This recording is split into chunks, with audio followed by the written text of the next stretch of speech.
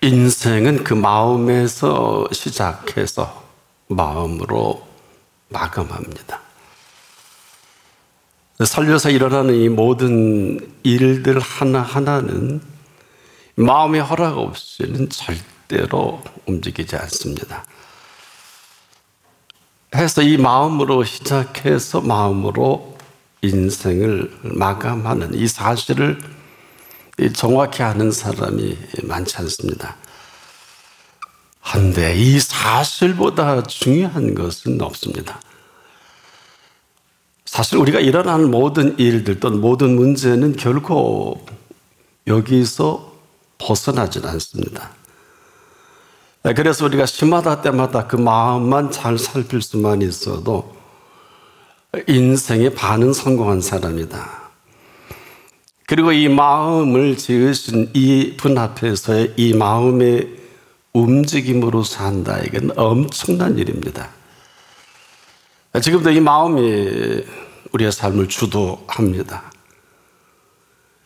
그래서 이 마음은 언제든지 그분 앞에 설 때 항상 그 모든 전체를 리셋할 수 있는 시간이기도 합니다. 생명에 관한 이 모든 것들은 마음 씀씀이와 직접이 아니면 간접적으로 연결되어 있습니다. 그래서 지금 우리가 살아가는 이 모든 일, 때로 일어나는 아무리 크고 작은 일이라 할지라도 마음이 주도하시는 것을 아십니까? 이 땅은요, 이 사실을 아는 사람과 이 사실을 알지 못하는 이 두 부류만 존재할 뿐입니다. 그래서 우리가 이 마음은 함부로 이야기할 영역은 아닙니다. 이유는 저와 여러분의 것이 아닙니다. 이 마음처럼 대단한 일도 없지만은 이 마음을 우리에게 지으시고 이 마음을 주도한다. 이것은 생명의 근원이면서 동시에 생명의 전부이기도 합니다. 사람들은 흔히 살면서 아주 중요한 일에 이건 자의반 타의반이라고 이런 얘기는 없습니다. 사실은 모든 결정을 마음이 하거든요. 그리고 마음대로 움직여 나갑니다. 그리고 이렇게 살고 있습니다. 그래서 오늘의 어느 한 분도 예외 없이 이 모습은 그가 선택한 바로 그 모습이기도 합니다. 때론 그 결과이기도 합니다. 그래서 이 마음은 어느 곳에 있든지 또 무엇을 하든지 다른 사람과는 전혀 관계가 없습니다. 하늘의 어느 곳에서든지 이 마음만큼은 오로지 내가 주도합니다. 영혼의 몸으로 감옥에 있다 할지라도 마음은 감옥에 가둘 수가 없어요. 400년간 전 세계에 탁월한 작가 100명이 인류 역사의 가장 위대한 소설이 어떤 거냐? 제1위로 추천된 소설이 돈키호테예요. 그런데 이 돈키호테가 쓰여진 곳은 책상도 아니고 감옥입니다. 세르반테스가 용병으로 전쟁에서 참패하자 그 동료들과 함께 감옥에 갇히는데 그 마음에 가지고 있는 이 기쁨과 즐거움으로 폐잔병으로 감옥에 있는 마음이 아니라 그의 마음은 아무하고도 관계없는 이 마음을 펼쳐간 것입니다. 지금도 저나 여러분이 이 마음이 주목하는 것에 삶을 머물러요. 이것은 어려운 얘기로 생명의 시작이 되기도 하고 마감이 되기도 하거든요. 우리만 몰라요. 자, 이 사실을 우리가 제대로 안다면 삶은 지금도 엄청난 업그레이드 정도가 아니라 이 삶에 감추어진 이 신비 오미로 가득 차는 삶이기도 하거든요. 왜 그럴까? 이 마음을 지으신 분이 있어요. 근데 우리 마음대로 살지 않습니까? 거기까지입니다.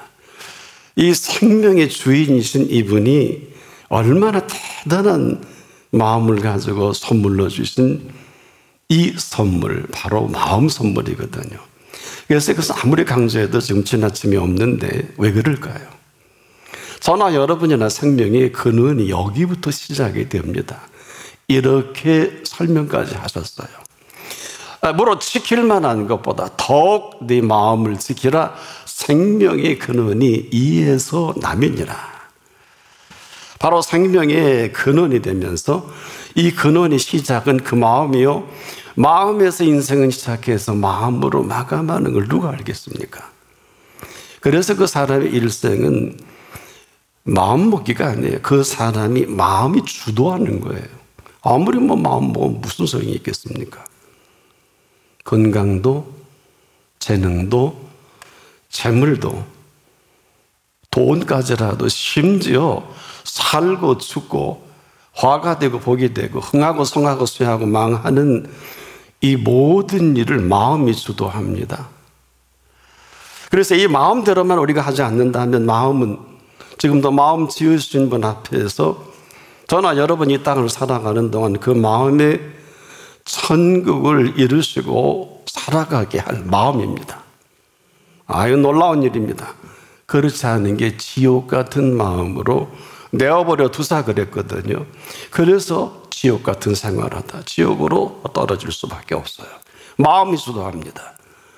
그래서 지금도 우리가 어디에 주목을 해야 할 것이냐, 마음 지으신 분 앞에서 이 사실을 정확히 귀를 기울여 귀담아 듣는다는 것. 잠언 18장 14절을 보면 사람의 심령은 그 병을 능히 이기려니와 심령이 상하면 그것을 누가 일으키겠느냐. 충격적인 것은 육신의 병은 그 마음이 상한 것을 일찍이 언급하셨어요. 그래서 마음이 상한 심각한 상태가 육신으로 드러나는 게 그대로 질병이 되고 고질병이 됩니다. 현대 과학을 봐도 그렇습니다. 현대 과학은 증상치료의학의 한계점에서 인생을 멈추게 합니다. 하지만은 근본 치료의학의 중심에 계신 바로 우리를 지으신 분 앞에서는 바로 근본 치료의학을 우리 가운데 드러내 보이시기 때문에 이 병까지라도 근본적으로 치료하시는 분이십니다. 그래서 병들기도 하고 치료하기도 하고 현대 과학으로 접근 가능한 것은 이 정상치료의학의 한계점이죠. 그래서 암은 불치병으로 사람들이 그렇게 아주 소름 끼쳐하지 않습니까? 이 한계점이에요. 그러나 근본 치료의학이신 생명의 근원으로 그 마음의 영역은 지금도 어느 누구도 예외 없이 그 마음 지으신 분의 영역의 시간 속으로 다시 우리를 불러주시는 것입니다. 그리고 이 영역 안에서 우리의 마음대로 사는 게 아니라 그분의 마음으로 마음껏 펼쳐갈 마음입니다. 바로 이 창조의 영역 속으로 우리를 지금도 불러주셔서 이런 놀라운 선언을 해주시는 걸 아십니까? 심령이 가난한 자는 복이 있나니 천국이 저희 것임이라. 이것이 믿음의 영역으로 그 심령 안에서 이루어가실 그 나라의 실체가 바로 마음에 담아있어요. 이 심령이란 우리가 사전적 개념으로 보면 정신의 근원이 되는 의식의 본바탕이다, 이런 정리는 합니다. 바로 생명의 근원이 이에서 나면이라.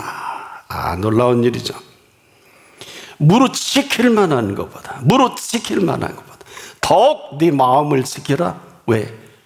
지금도 살고 죽고 흥하고 성하고 쇠하고 망하는 이 모든 일들이 여기서 납니다. 마음입니다.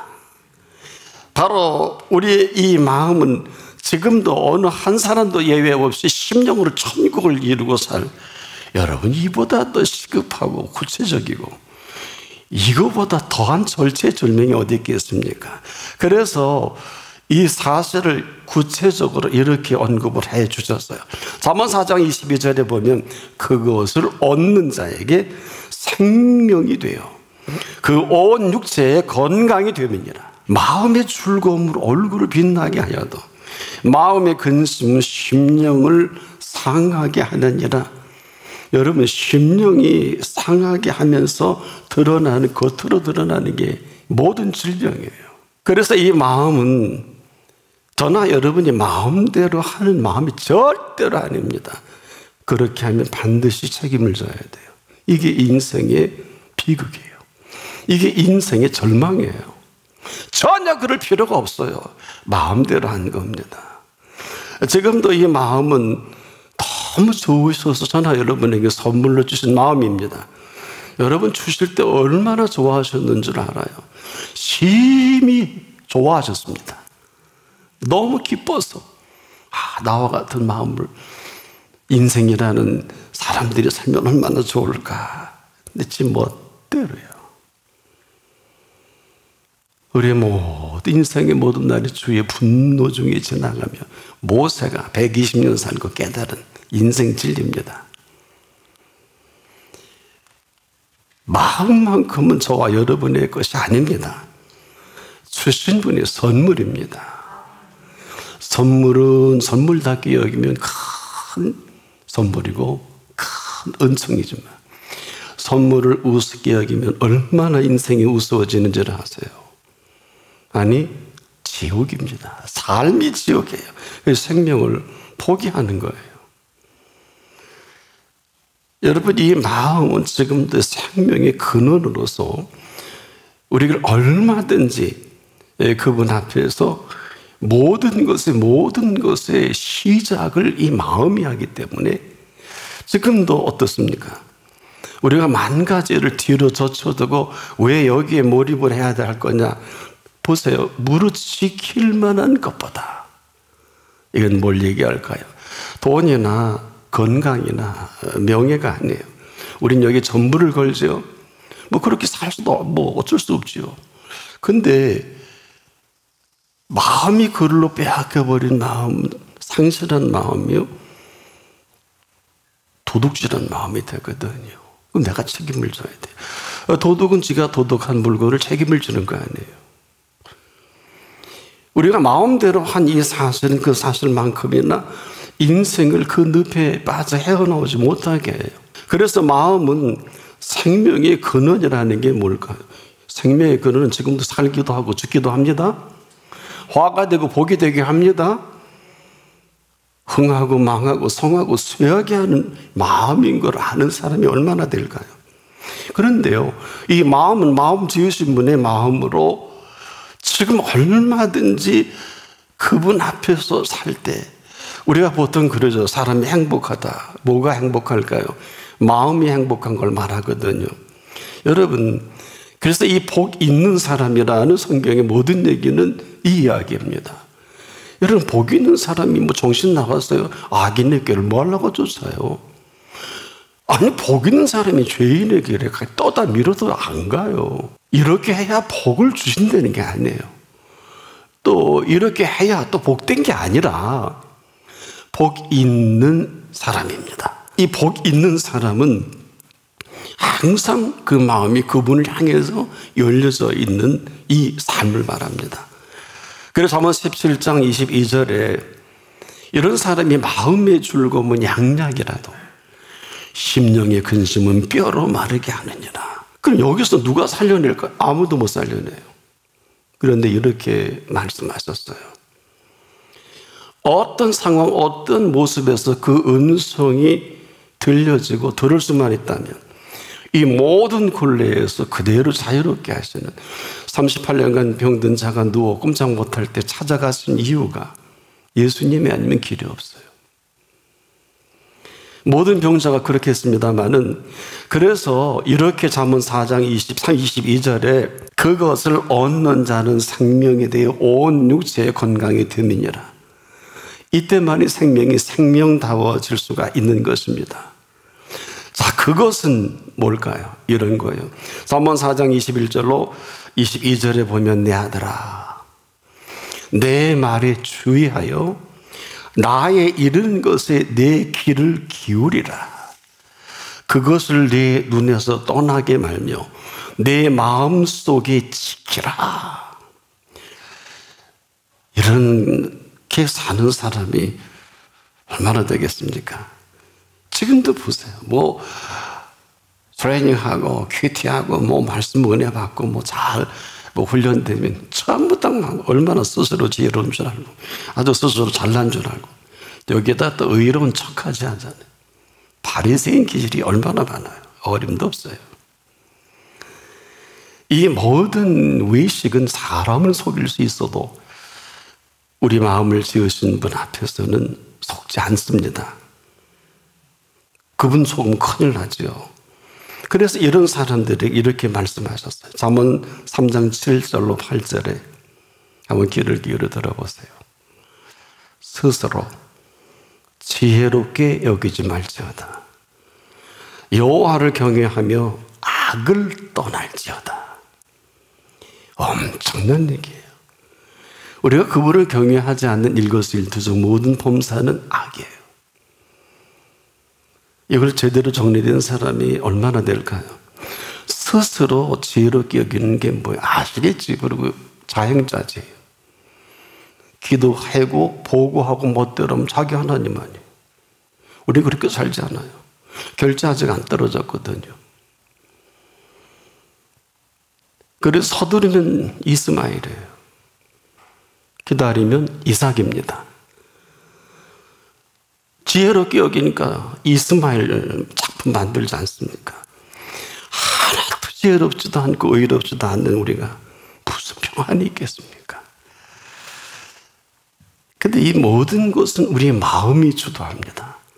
그래서 잠언 18장 4절에 보면 사람의 심령은 그 병을 능히 일으키려니와 심령이 상하면 그것을 누가 일으키겠느냐. 잘 들어보세요. 무릇 이것은 온 비조세계 어느 누구라도 지킬 만한 것보다 더욱 네 마음을 지키라. 이유는 지금이라도 이 생명의 근원이 여기서 시작이 됩니다. 이 얘기를 누가 해줘요? 설교는 잘들 합니다. 본인은 I don't care. 지금까지 마음대로 한 이 모든 것들, 일만 만든 것으로 사람들은 수습하다 한 생을 다 보냅니다.